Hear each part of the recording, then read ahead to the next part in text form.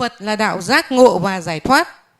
Thầy tu mà không biết hai phần này, vậy thầy tu theo đạo Phật là tu gì ạ? Tu theo đạo Phật nó đúng là có 6 pháp môn tu, nó có 2 dạng. Một dạng là tu trong 5 pháp môn, không tu thiền tông, phải tu tiểu thừa, trung thừa, đại thừa, niệm Phật niệm chú, hoặc là tu cúng. Tu cúng là của ông đạo lão á, hoặc là tu tụng, hay là tu cầu sinh. Cầu sinh là đạo trời, cầu cúng là đạo lão, thấy không? Thành ra ta cũng tìm con đường ta tu lại, nhưng mà nên nhớ một điều, có cái lợi thế này nè.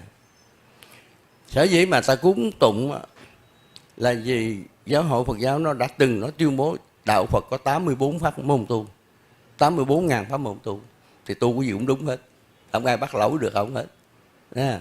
Vì thế mà cái mà tạo giải thoát này là khó lắm, không mới có mấy năm nay mà nó chửi nát luôn. Cái chùa Tiền Tông giờ bắt đầu nó muốn lấy, muốn dẹp rồi đây nó sẽ dẹp được cái chùa Tiền Tông Thuận Diệu. Nói cho biết, nếu nhà nước thực thi hiến pháp và luật pháp đúng thì chùa Tân Diệu còn sống. Còn nếu nhà nước viết luật pháp ra để chơi thì chùa Tiền Tông Diệu mất. Rồi câu hỏi tiếp đi. Câu hỏi số 18, thưa bác, thầy mà tu sai lời Phật dạy có bị nhân quả không ạ? Ở thế giới này nè, trong kinh Địa Tạng kinh Bồ Tát Địa Tạng có nói một câu: tất cả suy nghĩ và hành động đều là tạo nhân quả hết. Mà nhân quả nặng hay nhẹ là do cái suy nghĩ và hành động nhẹ hoặc nặng của mình. Trong thế gian này không có cái gì là không nhân quả. Vừa máy động, vừa suy nghĩ, vừa hành động đã là nhân quả rồi. Thì làm sao mà ai thoát được cái quy luật này? Muốn thoát được quy luật này phải đi ra ngoài đi, ra ngoài sự cuốn hút của vật lý đi, rồi muốn suy nghĩ hành động gì cũng được, không ăn thua gì hết. Rồi có hỏi tiếp. Câu hỏi số 19, thưa bác, đạo Phật là đạo giải thoát, cớ sao con không thấy chùa nào dạy giải thoát ạ?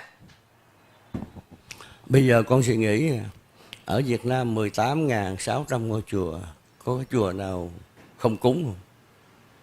Chùa cúng thì làm sao giải thoát? Giải thoát là cái chùa không cúng và cái chùa có đi học, có cái bản học đàng hoàng, học giác ngộ đàng hoàng, học công thức giải thoát. Con tìm được cái chùa nào mà có cái công thức giác ngộ giải thoát thì chùa đó mà giải thoát. Còn chùa cúng thôi, người ta không hiểu cái này đâu. Không hiểu thì làm sao con làm được? Vì thế mà bác xác nhận là trên 18.600 ngôi chùa ở Việt Nam không chùa nào biết chữ giác ngộ, chứ đừng có nói chi là thành được chữ giác ngộ. Rồi câu hỏi tiếp. Câu hỏi 20, thưa bác, thầy tu theo đạo Phật mà tu tưởng có bị nhân quả gì không ạ? Bây giờ ta nói hành động đó đã có nhân quả. Tưởng thì nó hành động, nhưng mà nếu cái tưởng mà nó lên các cõi tưởng dương á, thì được hưởng phước, tưởng âm thì trả nhân quả. Đã thế giới này hành động là đã có nhân quả rồi, nhưng mà tốt xấu, thấy không? Nhân quả thế giới này không phải là giới xấu hết, tốt. Nguyên tắc mình ở thế giới này bất cứ tu đạo nào cũng vậy, tu làm phước lên trời, tu làm ác xuống địa ngục, tu lường gạt người ta vô rừng ở, thấy không? Bởi vì cái tu mà bây giờ nói tôi tu đạo Phật là giải thoát, mà không biết giải thoát mà nói tầm bậy bạ thì lừa lấy tiền người ta vô rừng ở để chi? Để làm qua nắm để mà trả nợ cho người ta thôi. Cái quy luật vật lý thế giới này nó ba đường, lên trời hưởng phước, xuống ở dưới đất trả nhân quả, vô rừng nương trên cây cỏ qua lá để chi? Để trả nhân quả. Rồi con hỏi tiếp. Câu hỏi 23, đạo Phật là đạo giác ngộ, cớ sao các thầy cất chùa ra không dạy giác ngộ mà lại dạy cúng thưa bác? Cái giác ngộ đâu có ai biết đâu, nghe nói thì bây giờ nói đúng ra ta cũng tốt, cũng có ta tu cũng có giác, chứ không phải không có dông. Mà ta giác cái gì cũng biết không? Vắt tiền. Giác ngộ là hiểu biết, còn giác tiền nó đầy túi, mà giác ngộ không xài được nha. Giác tiền xài sỏi bái luôn. Ai không thích cái chuyện này, vì thế người ta cất chùa để người ta giác tiền, thấy không? Người ta sống thoải mái hơn. Còn giác ngộ biết vậy sao chết mẹ rồi, ngồi đó không có tiền làm sao mà sống. Tôi cho giác ngộ toàn năng toàn giác thì cũng đói như thường, thấy không? Rồi câu hỏi tiếp đi. Câu hỏi 24. Thưa bác, đạo Phật là đạo dạy giác ngộ, tức hiểu biết, mà các thầy lại chuyên hành nghề cúng. Như vậy phải làm sao cho các thầy hành đúng lời Phật dạy ạ, thưa bác? Cái phần này á, thì cũng không nói được. Bây giờ ta thích cúng rồi làm sao? Ta thích cúng mà con làm sao mà giúp cho người ta hiểu cái này? Bây giờ giúp cho người ta hiểu này thì cái quyển giáo lý Đạo Phật Khoa Học Thiền Tông phải xuất bản ra. Thì đưa ổng đọc thì tự dựng hết cái này, có vậy thôi. Tại vì ổng không hiểu. Ông hiểu mà mới cúng, bây giờ ông hiểu rồi không cúng, rồi ông bỏ thôi. Giống như ngày xưa con không hiểu, con mới đi lại. Bây giờ con hiểu, con không lại nữa. Ở nhà thì lo quét nhà hoặc là đi chơi thôi chứ hồi xưa cúng là cái gì, làm chi cho nó mệt cái chuyện ở đây. Cúng là chuyện mê tín thế gian này. Thế gian này ngũ thú tập cư, 5 loại sống chung, thần người ngạ quỷ cúng ai? Giờ con suy nghĩ đi. Cúng ông bà, mình ông bà cũng không có ở về đó. Còn ông Phật thì thôi chịu mơ hồ. Ông ở đâu? Ông đi ra ngoài thế giới vật lý này. Làm sao ạ? Làm sao có vô, ông dám vô đây hả?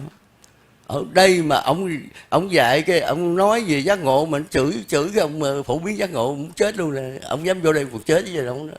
Nhớ là ông Phật là đen hơn người Việt Nam mình. Ô cái ông này đen thùi mà vô đây hết, vậy nó chắc dạy Ma Dương, chửi liền. Thấy không? Thành ra ông Phật thôi, nó thôi tao mang cái lớp người Ấn Độ rồi chứ tao đi ra ngoài kia tao mang cái kim thân Phật, không dám vô đây được đâu. Ghê lắm, cái loài người nó ghê lắm, nó có 16 thứ tánh, mà cái tánh mà ác á, nó giết luôn á. Thấy không? Nó sử dụng mà cái tánh ác rồi đó, nó thể tiêu diệt trái đất này luôn đó. Con người nó vậy. Rồi con hỏi tiếp đi.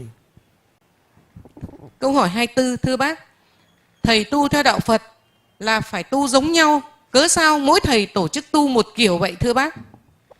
Vì người ta không có giáo lý. Không có giáo lý thì mỗi người tưởng sao người ta tu vậy. Giờ con suy nghĩ đi. Ví dụ mà con hành cái nghề gì, con có cái bằng đó rồi. Ví dụ chẳng hạn như kỹ sư xây dựng đi.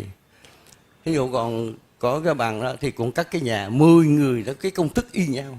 Còn không có thì cái ông nó tưởng nó cắt cái tập, nó đâu có đúng được. Vì thế mà tu đạo Phật Hoa đạo nào phải có quyển giáo lý. Quyển giáo lý là cái kim chỉ nam dẫn đường cho người ta thực hiện cái tu của mình. Tu mà không có đường, người dẫn đường thì kể như muốn đi đâu thì đi. Rồi con hỏi tiếp đi.